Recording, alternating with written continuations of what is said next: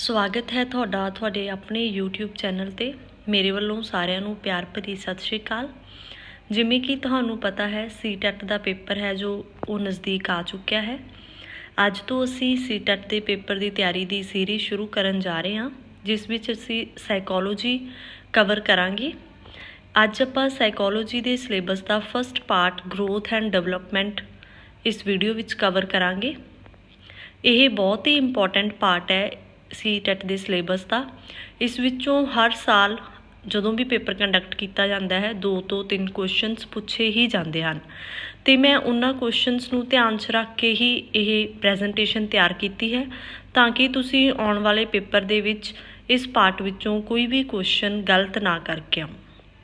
ਮੈਨੂੰ ਉਮੀਦ ਹੈ ਤੁਸੀਂ ਇਹ ਵੀਡੀਓ ਨੂੰ ਧਿਆਨ ਨਾਲ ਸੁਣੋਗੇ ਅਤੇ ਤੁਹਾਨੂੰ ਇਹ ਵੀਡੀਓ ਪੇਪਰ ਵਿੱਚ ਲਾਭਦਾਇਕ ਵੀ ਰਹੇਗੀ। ਸਭ ਤੋਂ ਪਹਿਲਾਂ ਗਰੋਥ ਕੀ ਹੁੰਦੀ ਹੈ, ਇਹਦੇ ਜੋ ਕੁਝ ਇੰਪੋਰਟੈਂਟ ਪੁਆਇੰਟਸ ਨੇ ਜੋ ਗਰੋਥ ਦੇ। ਫਸਟ ਹੈ change in size, weight and height. ਜਦੋਂ ਵੀ ਕਿਸੇ ਹਿਊਮਨ ਬੀਇੰਗ ਦੇ ਬੋਡੀ ਸਟਰਕਚਰ ਦੇ ਵਿੱਚ ਚੇਂਜਸ ਆਉਂਦੇ ਨੇ, ਚਾਹੇ ਉਹ ਸਾਈਜ਼ ਨੂੰ ਲੈ ਕੇ ਆ, ਚਾਹੇ ਵੇਟ ਨੂੰ ਲੈ ਕੇ ਆ, ਚਾਹੇ ਹਾਈਟ ਨੂੰ ਲੈ ਕੇ ਆ, ਉਸ ਚੀਜ਼ ਨੂੰ ਆਪਾਂ ਗਰੋਥ ਟਰਮ ਦੇ ਵਿੱਚ ਇਨਕਲੂਡ ਕਰਦੇ ਹਾਂ। ਇਹ ਇੱਕ ਫਿਜ਼ੀਕਲ ਟਰਮ ਹੈ ਜੋ ਆਊਟਰ ਫਿਜ਼ੀਕ ਦੇ ਨਾਲ ਰਿਲੇਟਡ ਹੁੰਦੀ ਹੈ, ਅਤੇ ਇਹਦੀ ਇੱਕ ਇੰਪੋਰਟੈਂਟ ਪੁਆਇੰਟ ਇਹ ਹੈ ਕਿ it stops after certain age. Growth ਹੈ ਇੱਕ ਪਰਟੀਕੂਲਰ ਟਾਈਮ ਪੀਰੀਅਡ ਤੱਕ ਹੀ ਹੁੰਦੀ ਹੈ, ਉਸ ਤੋਂ ਬਾਅਦ ਇਹ ਸਟੋਪ ਕਰ ਜਾਂਦੀ ਹੈ। ਉਸ ਤੋਂ ਬਾਅਦ ਇਹ ਕੁਆਂਟੀਟੇਟਿਵ ਐਂਡ ਮੇਅਰੇਬਲ ਹੈ, ਮੀਨਸ ਇਹ ਗਿਣਨਾਤਮਕ ਹੈ। ਆਪਾਂ ਇਸ ਨੂੰ ਮਾਪ ਸਕਦੇ ਹਾਂ, ਤੋਲ ਸਕਦੇ ਹਾਂ, ਨਾਪ ਸਕਦੇ ਹਾਂ। ਗਰੋਥ ਡਿਵੈਲਪਮੈਂਟ ਦਾ ਹੀ ਇੱਕ ਪਾਰਟ ਹੈ, ਡਿਵੈਲਪਮੈਂਟ ਦਾ ਹੀ ਇੱਕ ਹਿੱਸਾ ਹੈ। ਉਸ ਤੋਂ ਬਾਅਦ ਆ ਗਿਆ ਡਿਵੈਲਪਮੈਂਟ ਕੀ ਹੈ? ਇੰਪਰੂਵਮੈਂਟ ਇਨ ਫੰਕਸ਼ਨਿੰਗ। ਕਿਸੇ ਵੀ ਤਰ੍ਹਾਂ ਦੇ ਕੰਮ ਕਰਨ ਦੇ ਤਰੀਕੇ ਵਿੱਚ ਸੁਧਾਰ ਆਉਣਾ ਡਿਵੈਲਪਮੈਂਟ ਹੈ, ਚਾਹੇ ਉਹ ਕਿਸੇ ਵੀ ਫੀਲਡ ਦੇ ਵਿੱਚ ਕਿਉਂ ਨਾ ਹੋਵੇ। ਅਤੇ ਜੋ ਡਿਵੈਲਪਮੈਂਟ ਹੈ ਉਹ ਕੁਆਂਟੀਟੇਟਿਵ ਟਰਮ ਵੀ ਹੈ, ਕੁਆਲੀਟੇਟਿਵ ਟਰਮ ਵੀ ਹੈ। ਇਹ ਪਾਰਟ ਬਹੁਤ ਇੰਪੋਰਟੈਂਟ ਹੈ। ਇਹ ਕੁਐਸਚਨ ਬਾਰ-ਬਾਰ ਸੀਟੈਟ ਜਾਂ ਪੀਟੈਟ ਜਾਂ ਐਚਟੈਟ ਕੋਈ ਵੀ ਟੈਟ ਦਾ ਪੇਪਰ ਹੋਇਆ ਹੈ ਉਸ ਵਿੱਚ ਪੁੱਛਿਆ ਗਿਆ ਹੈ। Development is quantitative as well as qualitative term, means ਆਪਾਂ ਗਿਣਨਾਤਮਕ ਵਿੱਚ ਵੀ ਇਸ ਨੂੰ ਕਾਊਂਟ ਕਰਦੇ ਹਾਂ ਅਤੇ ਗੁਣਨਾਤਮਕ ਵਿੱਚ ਵੀ ਇਸ ਨੂੰ ਕਾਊਂਟ ਕਰਦੇ ਹਾਂ। ਡਿਵੈਲਪਮੈਂਟ ਇੱਕ ਕੰਪਰੀਹੈਂਸਿਵ ਟਰਮ ਹੈ। ਕੰਪਰੀਹੈਂਸਿਵ ਮੀਨਸ ਵਿਆਪਕ। ਇਸ ਵਿੱਚ ਹਰ ਇੱਕ ਪਾਰਟ ਆ ਜਾਂਦਾ ਹੈ। ਜਿਵੇਂ ਆਪਾਂ ਕਿਹਾ ਕਿ ਗਰੋਥ ਡਿਵੈਲਪਮੈਂਟ ਦਾ ਇੱਕ ਪਾਰਟ ਹੈ, ਅਤੇ ਉਸ ਤੋਂ ਬਾਅਦ ਡਿਵੈਲਪਮੈਂਟ ਦੇ ਵਿੱਚ ਚਾਹੇ ਉਹ ਫਿਜ਼ੀਕਲ ਗਰੋਥ ਆ ਗਈ, ਚਾਹੇ ਉਹ ਮੈਂਟਲੀ ਆ ਗਈ, ਚਾਹੇ ਉਹ ਸੋਸ਼ਲੀ ਆ ਗਈ, ਚਾਹੇ ਉਹ ਇਮੋਸ਼ਨਲੀ ਆ ਗਈ, ਹਰ ਇੱਕ ਤਰ੍ਹਾਂ ਦੀ ਡਿਵੈਲਪਮੈਂਟ ਆਪਾਂ ਇਨਕਲੂਡ ਕਰਦੇ ਹਾਂ ਡਿਵੈਲਪਮੈਂਟ ਟਰਮ ਦੇ ਵਿੱਚ। ਮੀਨਸ ਇਹ ਕੰਪਰੀਹੈਂਸਿਵ ਹੈ, ਹਰ ਇੱਕ ਆਸਪੈਕਟ ਇਨਕਲੂਡ ਕੀਤਾ ਜਾਂਦਾ ਹੈ। ਅਤੇ ਮੇਨ 3 ਟਾਈਪਸ ਆ ਜਾਂਦੀਆਂ ਡਿਵੈਲਪਮੈਂਟ ਦੀਆਂ: ਕੋਗਨੀਟਿਵ, ਕੋਨੇਟਿਵ ਐਂਡ ਅਫੈਕਟਿਵ। ਇਹ 3H ਨਾਲ ਰਿਲੇਟ ਕਰਦੀਆਂ ਨੇ। ਕੋਗਨੀਟਿਵ ਹੈਡ ਨਾਲ ਰਿਲੇਟ ਕਰਦੀ ਹੈ, ਮੀਨਸ ਆਪਣੀ ਮੈਂਟਲ ਡਿਵੈਲਪਮੈਂਟ, ਆਪਣੀ ਦਿਮਾਗੀ ਸ਼ਕਤੀ ਕਿੰਨੀ ਕੁ ਹੈ। ਕੋਨੇਟਿਵ ਮੀਨਸ ਜੋ ਹੈਂਡ ਨਾਲ ਰਿਲੇਟ ਕਰਦੀ ਹੈ, ਮਤਲਬ ਸਾਈਕੋਮੋਟਰ ਸਕਿੱਲਸ, ਆਪਣੇ 'ਚ ਕਿਸੇ ਕੰਮ ਨੂੰ ਕਰਨ ਦੀ ਕਿੰਨੀ ਕੁ ਐਬਿਲਿਟੀ ਹੈ, ਕਿੰਨੀਆਂ ਕੁ ਸਕਿੱਲਸ ਨੇ। ਥਰਡ ਆ ਗਈ ਅਫੈਕਟਿਵ। ਇਹ ਹਾਰਟ ਨਾਲ ਰਿਲੇਟਡ ਕਰਦੀ ਹੈ, ਮਤਲਬ ਆਪਾਂ ਇਮੋਸ਼ਨਲੀ ਕਿੰਨੇ ਕੁ ਸਟਰੋਂਗ ਆ, ਆਪਾਂ ਕਿੰਨਾ ਕੁ ਆਪਣੀਆਂ ਫੀਲਿੰਗਸ ਨੂੰ ਐਕਸਪ੍ਰੈਸ ਕਰਦੇ ਹਾਂ, ਕਿਵੇਂ ਐਕਸਪ੍ਰੈਸ ਕਰਦੇ ਹਾਂ, ਕਿਵੇਂ ਕੰਟਰੋਲ ਕਰਦੇ ਹਾਂ। ਉਸ ਤੋਂ ਬਾਅਦ ਡਿਵੈਲਪਮੈਂਟ ਦੀਆਂ ਕੁਛ ਡੈਫੀਨੇਸ਼ਨਸ ਨੇ, ਪੇਪਰ ਦੇ ਵਿੱਚ ਐਜ਼ ਸੱਚ ਡਾਇਰੈਕਟ ਪੁੱਛੀਆਂ ਜਾ ਸਕਦੀਆਂ ਨੇ। ਡਿਵੈਲਪਮੈਂਟ ਇਜ਼ ਲਰਨਿੰਗ, ਇਹ ਬੇਅਰਰ ਨੇ ਕਿਹਾ ਸੀ। ਡਿਵੈਲਪਮੈਂਟ ਇਜ਼ ਮੈਚੂਰੇਸ਼ਨ, ਇਹ ਅਰਨੋਲਡ ਗੈਸਲ ਨੇ ਕਿਹਾ ਸੀ। Development is synthesis of abilities, ਇਹ ਜੀਨ ਪਿਆਜੇ ਨੇ ਕਿਹਾ ਸੀ। Possessive series of changes in orderly predictable manner, ਇਹ ਹਰਲੋਕ ਨੇ ਕਿਹਾ ਸੀ। ਲਾਸਟ ਵਾਲੀ ਇੰਪੋਰਟੈਂਟ ਡੈਫੀਨੇਸ਼ਨ ਹੈ Hurlock the.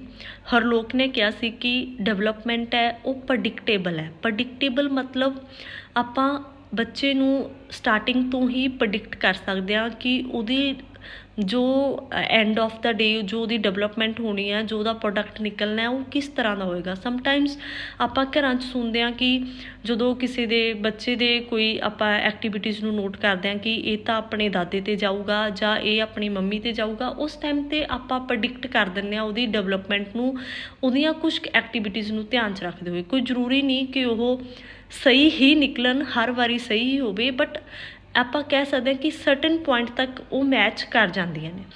Possessive series of changes means ਥੋੜ੍ਹੇ ਸਮੇਂ ਬਾਅਦ ਉਹ ਚੇਂਜਿਸ ਆਪਣੇ ਆਪ ਆਪਣੀ ਬੋਡੀ ਦੇ ਵਿੱਚ ਬੱਚੇ ਦੀ ਜੋ ਐਕਟੀਵਿਟੀਜ਼ ਆ ਉਹਦੇ ਵਿੱਚ ਆਉਂਦੀਆਂ ਰਹਿੰਦੀਆਂ ਨੇ। ਉਸ ਤੋਂ ਬਾਅਦ ਆ ਗਿਆ ਸਟੇਜਿਸ ਆਫ ਡਿਵੈਲਪਮੈਂਟ ਇੱਦਾਂ ਨਹੀਂ ਹੈ ਕਿ ਇੱਕ ਸਿੰਪਲ ਹੋ ਗਈ, ਇਹ ਇੱਕ ਸੀਰੀਜ਼ ਆਫ ਸਟੇਜਿਸ ਦੇ ਵਿੱਚੋਂ ਪਾਸ ਕਰਦੀ ਹੈ। ਫਸਟ ਆ ਗਈ 0 to 2 years, ਜਿਹਨੂੰ ਆਪਾਂ ਇਨਫੈਂਸੀ ਪੀਰੀਅਡ ਕਹਿ ਦਿੰਦੇ ਆਂਗੇ, ਮਤਲਬ ਬੱਚੇ ਦੇ ਬਰਥ ਤੋਂ ਲੈ ਕੇ 2 ਸਾਲ ਤੱਕ। ਇਹਦੇ ਵਿੱਚ ਇੱਕ ਟਰਮ ਜਿਹੜੀ ਪੇਪਰ ਵਿੱਚ ਪੁੱਛੀ ਜਾ ਸਕਦੀ ਆ ਉਹ ਹੈ ਨਿਓਨੇਟ ਪੀਰੀਅਡ ਕਿਹੜਾ ਹੁੰਦਾ ਹੈ। ਉੱਥੇ ਪੇਪਰ ਦੇ ਵਿੱਚ ਤੁਹਾਨੂੰ ਕਨਫਿਊਜ਼ ਕੀਤਾ ਜਾ ਸਕਦਾ ਕਿ ਬਰਥ ਟੂ 2 years ਨਹੀਂ, ਇਹ ਬਰਥ ਟੂ 2 weeks ਹੁੰਦਾ ਨਿਓਨੇਟ ਪੀਰੀਅਡ। ਇਹਨੂੰ ਬੇਬੀਹੁੱਡ ਵੀ ਕਿਹਾ ਜਾਂਦਾ ਹੈ ਇਨਫੈਂਸੀ ਪੀਰੀਅਡ ਨੂੰ। ਅਤੇ ਉਸ ਤੋਂ ਬਾਅਦ ਜੋ ਇੰਪੋਰਟੈਂਟ ਇਹਦੇ ਵਿੱਚ ਟਰਮ ਹੈ, ਹਰਲੋਕ ਨੇ ਇਹਨੂੰ ਡੇਂਜਰਸ ਅਤੇ ਅਪੀਲਿੰਗ ਏਜ ਵੀ ਕਿਹਾ ਸੀਗਾ। ਅਤੇ ਜਦੋਂ ਵੀ ਕਿਸੇ ਬੱਚੇ ਦਾ ਬਰਥ ਹੁੰਦਾ ਅਤੇ ਉਹਦੇ ਹੈਡ ਦਾ ਸਾਈਜ਼ ਜੋ ਹੁੰਦਾ ਹੈ ਉਹ 1/4 ਹੁੰਦਾ ਹੈ ਉਹਦੀ ਬੋਡੀ ਦੇ ਸਾਈਜ਼ ਦੇ। ਨੈਕਸਟ ਆ ਗਿਆ 2 to 6 years, ਇਹ ਅਰਲੀ ਚਾਈਲਡਹੁੱਡ ਜਾਂ ਪ੍ਰੀ ਚਾਈਲਡਹੁੱਡ ਪੀਰੀਅਡ ਆ ਗਿਆ।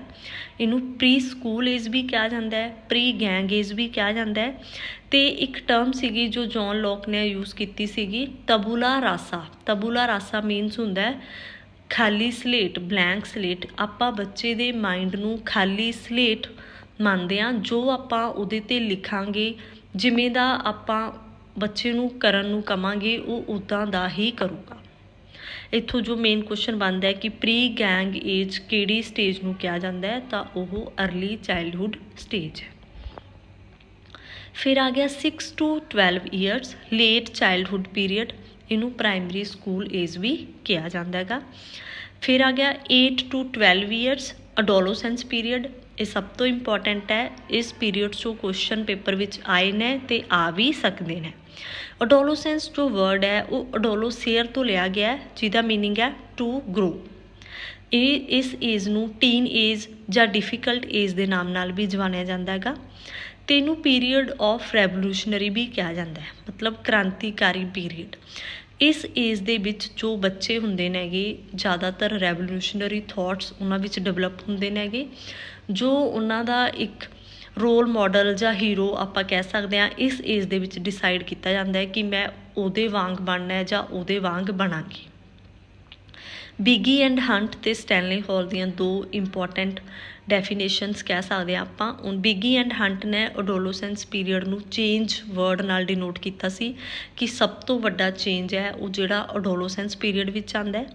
ਸਟੈਨਲੇ ਹਾਲ ਨੇ great stress and strain, storm and strife ਕਿਹਾ ਸੀ ਅਡੋਲੋਸੈਂਸ ਪੀਰੀਅਡ ਨੂੰ।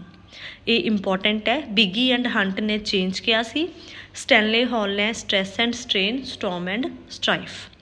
ਉਸ ਤੋਂ ਬਾਅਦ 18 to 40 years, ਯੰਗ ਅਡਲਟਹੁੱਡ ਆ ਗਿਆ। ਇਹਦੇ ਵਿੱਚ 2 ਮੇਨ ਇੰਪੋਰਟੈਂਟ ਪੁਆਇੰਟਸ ਆ ਜਾਂਦੇ ਆ। ਰਿਸਪੋਂਸੀਬਲ, ਇਸ ਏਜ 'ਚ ਆ ਕੇ ਬੰਦੇ ਨੂੰ ਆਪਣੀਆਂ ਜ਼ਿੰਮੇਵਾਰੀਆਂ ਦਾ ਅਹਿਸਾਸ ਹੁੰਦਾ ਹੈ। ਸੈਕਿੰਡ, ਇੰਪੋਰਟੈਂਟ ਡਿਸੀਜ਼ਨਸ, ਉਹ ਆਪਦੀ ਲਾਈਫ ਦੇ ਜਿੰਨੇ ਵੀ ਇੰਪੋਰਟੈਂਟ ਡਿਸੀਜ਼ਨ ਹੋ ਗਏ, ਚਾਹੇ ਉਹਦੀ ਕਰੀਅਰ ਨੂੰ ਲੈ ਕੇ ਹੋ ਗਏ, ਚਾਹੇ ਉਹਦੇ ਫਿਊਚਰ ਲਾਈਫ, ਮੈਰਿਜ ਲਾਈਫ ਨੂੰ ਲੈ ਕੇ ਹੋ ਗਏ, ਉਹ ਇਸ ਸਟੇਜ 'ਤੇ ਆ ਕੇ ਉਹ ਲੈਂਦਾ। ਨੈਕਸਟ ਆ ਗਈ 40 to 60 years, ਮਿਡਲ ਅਡਲਟਹੁੱਡ। ਇਸ ਸਟੇਜ ਦੇ ਵਿੱਚ ਡਿਸਸੈਟਿਸਫੈਕਸ਼ਨ ਆ ਜਾਂਦੀ ਹੈ, ਅਸੰਤੁਸ਼ਟਤਾ ਆ ਜਾਂਦੀ ਹੈ। ਕਈ ਵਾਰੀ ਬੰਦੇ ਨੂੰ ਰੈਗਰੈਟ ਫੀਲ ਹੁੰਦਾ ਹੈ ਕਿ ਕਾਸ਼ ਉਹਨੇ ਇੱਦਾਂ ਕਰ ਲਿਆ ਹੁੰਦਾ ਜਾਂ ਕਾਸ਼ ਮੈਂ ਇੱਦਾਂ ਨਾ ਕੀਤਾ ਹੁੰਦਾ। ਰਿੰਕਲਸ ਆ ਜਾਂਦੇ ਨੇਗੇ, ਇਹ ਫਿਜ਼ੀਕਲ ਚੇਂਜਸ ਆ ਗਏ, ਵਾਈਟ ਹੇਅਰ ਆ ਜਾਂਦੇ ਆ। ਡਿਪਰੈਸ਼ਨ, ਮੈਂਟਲ ਚੇਂਜਸ ਆ ਗਏ। ਐਂਡ ਆਫ ਮੈਂਸਟਰੂਏਸ਼ਨ, ਇਹ ਇੱਕ ਫਿਜ਼ੀਕਲ ਚੇਂਜ ਆ ਗਿਆ ਵੂਮਨਸ ਦੇ ਵਿੱਚ। ਉਸ ਤੋਂ ਬਾਅਦ ਆ ਗਿਆ 60 years ਅਬਵ, ਲੇਟ ਅਡਲਟਹੁੱਡ ਔਰ ਓਲਡ ਏਜ ਪੀਰੀਅਡ ਕਿਹਾ ਜਾਂਦਾ ਹੈ। ਇਸ ਏਜ ਦੇ ਵਿੱਚ ਜਿਹੜੇ ਮਤਲਬ ਇੰਡੀਵਿਜੂਅਲਸ ਹੁੰਦੇ ਨੇਗੇ ਉਹਨਾਂ ਨੂੰ ਆਪਣੀ ਹੈਲਥ ਬਾਰੇ ਕੰਸਰਨ ਹੁੰਦਾ ਹੈਗਾ, ਆਪਣੀ ਸਿਹਤ ਦਾ ਜ਼ਿਆਦਾ ਸੋਚਣ ਲੱਗ ਜਾਂਦੇ ਨੇ ਅਤੇ ਮੌਤ ਬਾਰੇ ਉਹ ਜ਼ਿਆਦਾ ਸੋਚਦੇ ਨੇਗੇ। ਹਾਂਜੀ, ਅੱਜ ਦੀ ਆਪਾਂ ਇਸ ਵੀਡੀਓ ਦੇ ਵਿੱਚ growth and development the concept ਪੜ੍ਹਿਆ। पेपर के पॉइंट ऑफ व्यू ਨੂੰ ध्यान 'ਚ ਰੱਖਦੇ ਹੋਏ ਕਿੱਦਾਂ ਦੇ ਕੁਐਸਚਨ ਪੇਪਰ 'ਚ ਪੁੱਛੇ ਜਾਂਦੇ ਨੇ ਜਾਂ ਜਾ ਸਕਦੇ ਨੇ। ਤੇ ਉਸ ਤੋਂ ਬਾਅਦ ਆਪਾਂ ਸਟੇजेस ਆਫ ਡਿਵੈਲਪਮੈਂਟ ਕਵਰ ਕੀਤਾ। ਨੈਕਸਟ ਵੀਡੀਓ ਦੇ ਵਿੱਚ ਆਪਾਂ ਪ੍ਰਿੰਸੀਪਲਸ ਆਫ ਡਿਵੈਲਪਮੈਂਟ ਤੇ ਉਸ ਦੇ ਨਾਲ ਹੈਰੀਡਿਟੀ ਤੇ ਇਨਵਾਇਰਨਮੈਂਟ ਦਾ ਡਿਵੈਲਪਮੈਂਟ ਤੇ ਕੀ ਇਫੈਕਟ ਪੈਂਦਾ ਉਹ ਕਵਰ ਕਰਾਂਗੇ। ਇਸ ਲਈ ਇਸ ਚੈਨਲ ਦੇ ਨਾਲ ਜੁੜੇ ਰਹੋ ਤੇ ਜਿਨ੍ਹਾਂ ਨੇ ਇਸ ਚੈਨਲ ਨੂੰ ਸਬਸਕ੍ਰਾਈਬ ਨਹੀਂ ਕੀਤਾ ਕਿਰਪਾ ਕਰਕੇ ਚੈਨਲ ਨੂੰ ਸਬਸਕ੍ਰਾਈਬ ਕਰੋ ਤੇ ਬੈਲ ਆਈਕਨ ਨੂੰ ਜ਼ਰੂਰ ਪ੍ਰੈਸ ਕਰੋ ਤਾਂ ਕਿ ਜਦੋਂ ਵੀ ਮੈਂ ਨੈਕਸਟ ਵੀਡੀਓ ਅਪਲੋਡ ਕਰਾਂ ਤੁਹਾਡੇ ਤੱਕ ਨੋਟੀਫਿਕੇਸ਼ਨ ਟਾਈਮ ਨਾਲ ਪਹੁੰਚ ਜਾਵੇ। ਤੇ ਜਿਨ੍ਹਾਂ ਨੇ ਵੀ ਸੀਟੈਟ ਦੇ ਪੇਪਰ ਦੇਣਾ ਹੈ ਉਹ ਤਿਆਰੀ ਹੁਣੀ ਤੋਂ ਸ਼ੁਰੂ ਕਰ ਦਿਓ। ਮੇਰੇ ਵੱਲੋਂ ਉਹਨਾਂ ਨੂੰ ਆਲ ਦੀ ਬੈਸਟ। ਧੰਨਵਾਦ।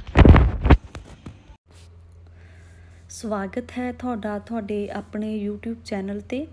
ਮੇਰੇ ਵੱਲੋਂ ਸਾਰਿਆਂ ਨੂੰ ਪਿਆਰ ਭਰੀ ਸਤਿ ਸ਼੍ਰੀ ਅਕਾਲ। ਜਿਵੇਂ ਕਿ ਤੁਹਾਨੂੰ ਪਤਾ ਹੈ ਆਪਾਂ ਇਸ ਚੈਨਲ ਤੇ ਸੀਟੈਟ ਦੀ ਪ੍ਰੈਪਰੇਸ਼ਨ ਲਈ ਸੀਰੀਜ਼ ਸ਼ੁਰੂ ਕੀਤੀ ਸੀ ਸਾਈਕੋਲੋਜੀ ਦੇ ਸਿਲੇਬਸ ਦੀ। ਕੱਲ ਆਪਾਂ growth and development the concept cover ਕਰ ਲਿਆ ਸੀ ਤੇ ਉਸ ਦੇ ਨਾਲ ਹੀ ਸਟੇजेस ਆਫ ਡਿਵੈਲਪਮੈਂਟ ਵੀ ਕਰ ਲਈਆਂ ਸੀਗੀਆਂ। ਅੱਜ ਆਪਾਂ important topic principals of development, heredity and environment ਇਸ ਵੀਡੀਓ ਵਿੱਚ ਕਵਰ ਕਰਾਂਗੇ। ਸਭ ਤੋਂ ਪਹਿਲਾਂ ਮੈਂ ਤੁਹਾਨੂੰ ਗੁਜ਼ਾਰਿਸ਼ ਕਰਦੀ ਹਾਂ ਜਿਨ੍ਹਾਂ ਨੇ ਚੈਨਲ ਨੂੰ ਹਾਲੇ ਤੱਕ ਸਬਸਕ੍ਰਾਈਬ ਨਹੀਂ ਕੀਤਾ ਕਿਰਪਾ ਕਰਕੇ ਚੈਨਲ ਨੂੰ ਸਬਸਕ੍ਰਾਈਬ ਕਰੋ ਤੇ ਬੈਲ ਆਈਕਨ ਨੂੰ ਜ਼ਰੂਰ ਪ੍ਰੈਸ ਕਰੋ ਤਾਂ ਕਿ ਹਰ ਰੋਜ਼ ਆਉਣ ਵਾਲੀ ਵੀਡੀਓ ਦੀ ਅਪਡੇਟ ਤੁਹਾਨੂੰ ਟਾਈਮ 'ਤੇ ਮਿਲ ਸਕੇ। ਹਾਂਜੀ, ਹੁਣ ਸ਼ੁਰੂ ਕਰਦੇ ਹਾਂ ਆਪਣਾ ਅੱਜ ਦਾ ਟੌਪਿਕ ਪ੍ਰਿੰਸੀਪਲਸ ਆਫ ਡਿਵੈਲਪਮੈਂਟ। ਇਹਦੇ ਵਿੱਚ ਜੋ ਫਸਟ ਪ੍ਰਿੰਸੀਪਲ ਆ ਜਾਂਦਾ ਹੈਗਾ ਜੋ ਕਿ ਆਪਾਂ ਕਹਿ ਸਕਦੇ ਹਾਂ ਲਗਭਗ ਹਰ ਵਾਰੀ ਪੇਪਰ ਵਿੱਚ ਇਹਦੇ ਤੋਂ ਰਿਲੇਟਡ ਕੁਐਸਚਨ ਪੁੱਛਿਆ ਗਿਆ ਹੈ, ਪ੍ਰਿੰਸੀਪਲ ਆਫ ਸੀਕੁਐਂਸ਼ੀਅਲ ਡਿਵੈਲਪਮੈਂਟ। ਇਹਦੇ ਵਿੱਚ ਦੋ ਪ੍ਰਿੰਸੀਪਲਸ ਆ ਜਾਂਦੇ ਆ, ਸੈਫਲੋਕਾਰਡੀਅਲ ਪ੍ਰਿੰਸੀਪਲ ਤੇ ਪ੍ਰੋਕਸੀਮੋ ਡਿਸਟਲ ਪ੍ਰਿੰਸੀਪਲ। ਜੋ ਸੈਫਲੋਕਾਰਡੀਅਲ ਪ੍ਰਿੰਸੀਪਲ ਹੈ ਉਹ ਡੀਲ ਕਰਦਾ ਹੈ ਆਊਟਰ ਡਿਵੈਲਪਮੈਂਟ ਦੇ ਨਾਲ, ਮੀਨਸ ਹੈਡ ਟੂ ਫੀਟ। ਜੋ ਆਪਣੀ ਆਊਟਰ ਫਿਜ਼ਿਕ ਦੀ ਡਿਵੈਲਪਮੈਂਟ ਹੁੰਦੀ ਹੈ ਉਹਦੇ ਲਈ ਜਿਹੜਾ ਪ੍ਰਿੰਸੀਪਲ ਯੂਜ਼ ਕੀਤਾ ਜਾਂਦਾ ਹੈ ਉਹ ਹੈ ਸੈਫਲੋਕਾਰਡੀਅਲ ਪ੍ਰਿੰਸੀਪਲ।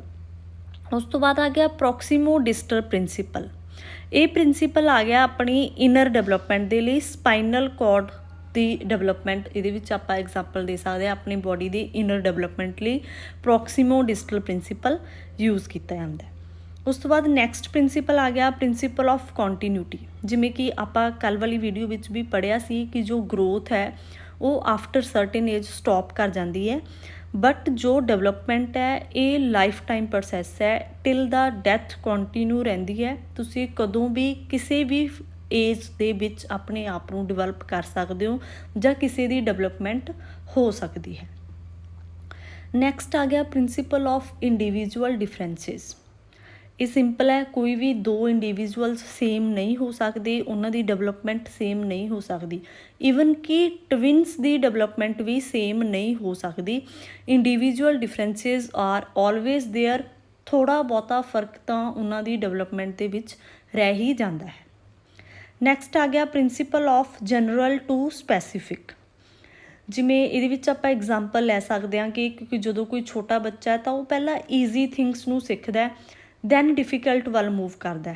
ਜਿਵੇਂ ਫੋਰ ਐਗਜ਼ਾਮਪਲ ਪਹਿਲਾਂ ਉਹ ਰੁੜਨਾ ਸਿੱਖਦਾ, ਕਰੋਲਿੰਗ ਕਰਦਾ, ਹੌਲੀ ਹੌਲੀ ਉਹ ਵਾਕਿੰਗ ਵੱਲ ਮੂਵ ਕਰਦਾ, ਤੁਰਨਾ ਸਿੱਖਦਾ। ਮਤਲਬ ਉਹ ਈਜ਼ੀ ਤੋਂ ਡਿਫੀਕਲਟ ਜਾਂਦਾ। Principle of general to specific.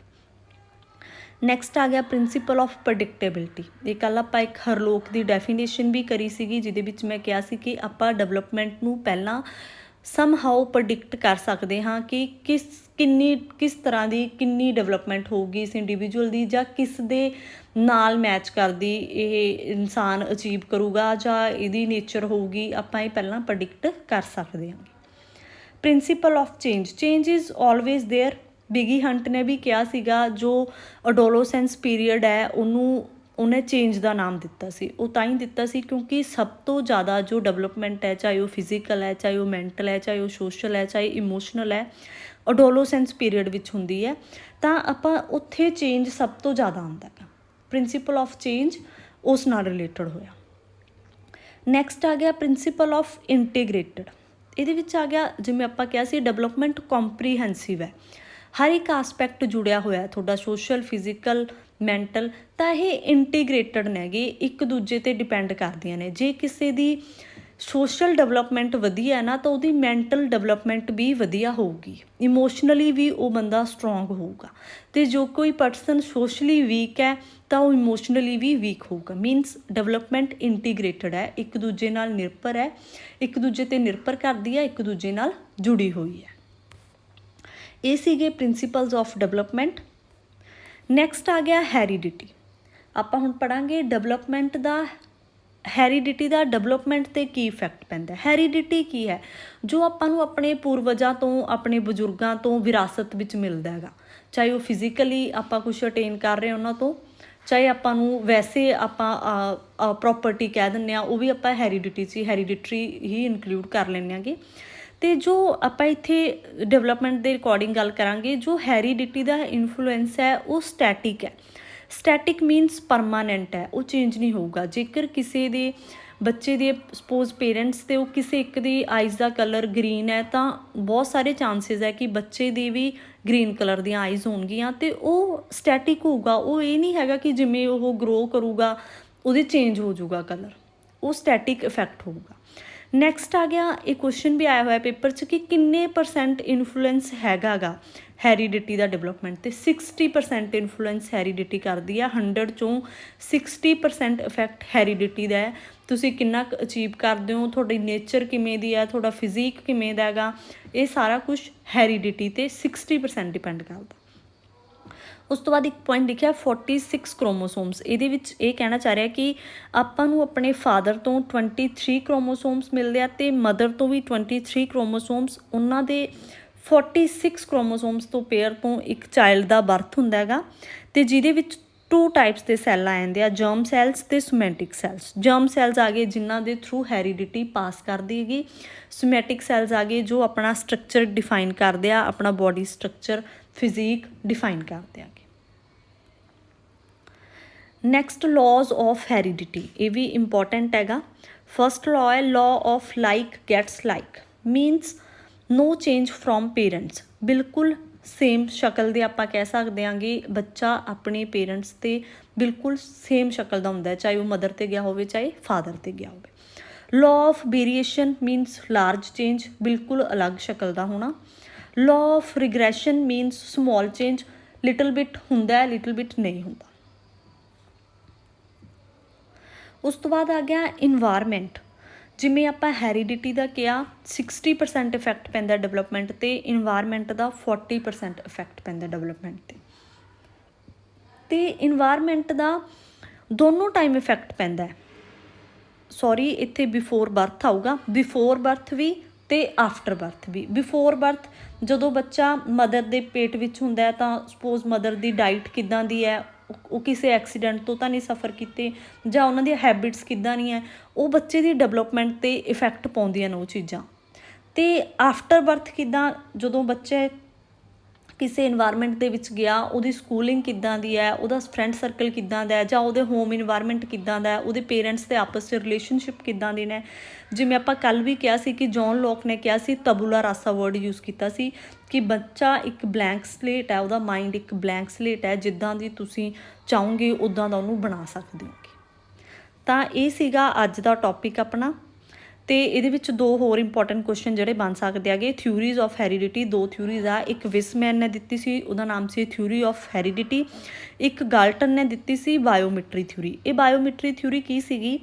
ਇਹ ਸੀਗਾ ਕਿ ਆਪਾਂ ਜੋ ਆਪਣੇ ਪੇਰੈਂਟਸ ਤੋਂ ਇਨਹੈਰੈਂਟ ਕਰ ਦਿਆਂਗੇ 1/2 ਜਿਹੜੀ ਆਪਣੀ ਹੈਰੀਡਿਟੀ ਦਾ ਪਾਰਟ ਹੈ ਉਹ ਆਪਾਂ ਨੂੰ ਆਪਣੇ ਪੇਰੈਂਟਸ ਤੋਂ ਮਿਲਦਾ, ਉਹਦਾ 1/4 ਗ੍ਰੈਂਡ ਪੇਰੈਂਟਸ ਤੋਂ ਮਿਲਦਾ, 1/8 ਆਪਾਂ ਨੂੰ ਆਪਣੇ ਫੋਰ ਫਾਦਰਸ ਤੋਂ ਮਿਲਦਾ, ਸੋ ਔਨ। ਅਤੇ ਇਹਦਾ ਜਿਹੜਾ ਸਮ ਹੁੰਦਾ ਹੈ ਉਹ 1 ਹੁੰਦਾ ਹੈ। ਸੋ ਅੱਜ ਦਾ ਟੌਪਿਕ ਆਪਣਾ ਇੱਥੇ ਹੀ ਖਤਮ ਹੁੰਦਾ ਹੈਗਾ। ਮੈਨੂੰ ਉਮੀਦ ਹੈ ਤੁਹਾਨੂੰ ਇਹ ਟੌਪਿਕ ਕਲੀਅਰ ਹੋ ਗਿਆ ਹੋਊਗਾ, ਅਤੇ ਬਹੁਤ ਇੰਪੋਰਟੈਂਟ ਟੌਪਿਕ ਹੈ ਜੋ ਆਪਾਂ ਪਹਿਲੀ 2 ਵੀਡੀਓਜ਼ ਦੇ ਵਿੱਚ ਕਵਰ ਕੀਤਾ। ਇਹਦੇ ਵਿੱਚੋਂ ਕੁਐਸਚਨ ਹਰ ਸਾਲ ਹਰ ਪੇਪਰ ਵਿੱਚ ਆਉਂਦਾ ਹੀ ਆਉਂਦਾ ਹੈਗਾ, ਅਤੇ ਮੈਨੂੰ ਉਮੀਦ ਹੈ ਤੁਹਾਨੂੰ ਸਾਰਿਆਂ ਨੂੰ ਚੰਗੀ ਤਰ੍ਹਾਂ ਸਮਝ ਆ ਗਿਆ ਹੋਊਗਾ। ਇਸੇ ਤਰ੍ਹਾਂ ਦੀਆਂ ਹੋਰ ਵੀਡੀਓਜ਼ ਦੇ ਲਈ ਜੁੜੇ ਰਹੋ ਸਾਡੇ ਚੈਨਲ ਦੇ ਨਾਲ। ਧੰਨਵਾਦ। ਸਵਾਗਤ ਹੈ ਤੁਹਾਡਾ ਤੁਹਾਡੇ ਆਪਣੇ YouTube ਚੈਨਲ 'ਤੇ। ਮੇਰੇ ਵੱਲੋਂ ਸਾਰਿਆਂ ਨੂੰ ਪਿਆਰ ਭਰੀ ਸਤਿ ਸ਼੍ਰੀ ਅਕਾਲ। ਸਭ ਤੋਂ ਪਹਿਲਾਂ ਮੈਂ ਗੁਜ਼ਾਰਿਸ਼ ਕਰਦੀ ਹਾਂ, ਜਿਨ੍ਹਾਂ ਨੇ ਹਾਲੇ ਤੱਕ ਇਹ ਚੈਨਲ ਨੂੰ ਸਬਸਕ੍ਰਾਈਬ ਨਹੀਂ ਕੀਤਾ, ਕਿਰਪਾ ਕਰਕੇ ਚੈਨਲ ਨੂੰ ਸਬਸਕ੍ਰਾਈਬ ਕਰੋ ਤੇ ਬੈਲ ਆਈਕਨ ਨੂੰ ਜ਼ਰੂਰ ਪ੍ਰੈਸ ਕਰੋ ਤਾਂ ਕਿ ਹਰ ਆਉਣ ਵਾਲੀ ਨੋਟੀਫਿਕੇਸ਼ਨ ਤੁਹਾਨੂੰ ਟਾਈਮ ਟੂ ਟਾਈਮ ਮਿਲਦੀ ਰਹੇ। ਅੱਜ ਆਪਾਂ ਸਾਈਕੋਲੋਜੀ ਦਾ ਬਹੁਤ ਹੀ ਇੰਪੋਰਟੈਂਟ ਟੌਪਿਕ ਪਿਆਜੇ ਥਿਊਰੀ ਕਰਨ ਜਾ ਰਹੇ ਹਾਂ। ਜਿਵੇਂ ਕਿ ਤੁਹਾਨੂੰ ਪਤਾ ਆਪਾਂ ਸੀਟੈਟ ਦੀ ਸੀਰੀਜ਼ ਸ਼ੁਰੂ ਕੀਤੀ ਹੋਈ ਹੈ ਤੇ ਉਹਦੇ 2 ਟੌਪਿਕ ਆਪਾਂ ਕਵਰ ਕਰ ਰਹੇ ਹਾਂ। ਅੱਜ ਆਪਾਂ 3rd ਟੌਪਿਕ ਕਰ ਰਹੇ ਹਾਂ ਪਿਆਜੇ ਥਿਊਰੀ। ਇਹ ਬਹੁਤ ਹੀ ਇੰਪੋਰਟੈਂਟ ਟੌਪਿਕ ਹੈ ਤੇ ਇਹਦੇ ਵਿੱਚੋਂ ਹਰ ਵਾਰੀ ਪੇਪਰ ਵਿੱਚ ਕੁਐਸਚਨ ਪੁੱਛਿਆ ਹੀ ਜਾਂਦਾ ਹੈ ਤੇ ਕੁਐਸਚਨ ਹਮੇਸ਼ਾ ਘੁਮਾ ਕੇ ਪੁੱਛਿਆ ਜਾਂਦਾ ਹੈ। ਕਦੇ ਵੀ ਡਾਇਰੈਕਟਲੀ ਕੁਐਸਚਨ, ਬਹੁਤ ਰੇਅਰ ਚਾਂਸਸ ਆ ਵੀ ਡਾਇਰੈਕਟਲੀ ਕੁਐਸਚਨ ਇਸ ਥਿਊਰੀ ਦੇ ਵਿੱਚੋਂ ਆ ਜਾਵੇ। ਪਿਆਜੇ ਥਿਊਰੀ ਜੇ ਆਪਾਂ ਇਹਦਾ ਓਵਰਆਲ ਵਿਊ ਦੇਖੀਏ ਤਾਂ ਇਹਦੇ 'ਚ ਉਹਨੇ ਇੱਕ ਤਾਂ ਸਟੇਜਸ ਦਿੱਤੀਆਂ ਸੀ, 4 ਸਟੇਜਸ ਸੀਗੀਆਂ ਪਿਆਜੇ ਦੀ ਥਿਊਰੀ ਦੀਆਂ, ਤੇ ਇੱਕ ਉਹਨੇ ਕੋਗਨੀਟਿਵ ਡਿਵੈਲਪਮੈਂਟ ਦਾ ਸਟਰਕਚਰ ਦਿੱਤਾ ਸੀ ਜਿਹਦੇ 'ਚ ਆਪਾਂ 4 ਟਰਮਸ ਨੂੰ ਡਿਫਾਈਨ ਕਰਾਂਗੇ: ਸਕੀਮਾ, ਐਸੀਮੀਲੇਸ਼ਨ, ਅਕੋਮੋਡੇਸ਼ਨ ਤੇ ਇਕੁਇਲਿਬਰੀਅਮ। ਸਭ ਤੋਂ ਪਹਿਲਾਂ ਪਿਆਜੇ ਕੌਣ ਸੀ?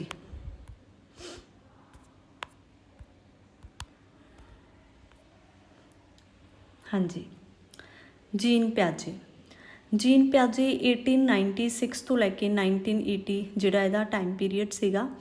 ਇਹ ਇੱਕ ਬਾਇਓਲੋਜਿਸਟ ਸੀਗਾ, ਸਵਿਸ ਬਾਇਓਲੋਜਿਸਟ ਸੀ, ਸਵਿਟਜ਼ਰਲੈਂਡ ਦਾ ਸੀਗਾ ਤੇ ਇਹਦੀ ਜਿਹੜੀ ਥਿਊਰੀ ਸੀ ਇਹਦਾ ਨਾਮ ਸੀ ਕੋਗਨੀਟਿਵ ਡਿਵੈਲਪਮੈਂਟ ਥਿਊਰੀ।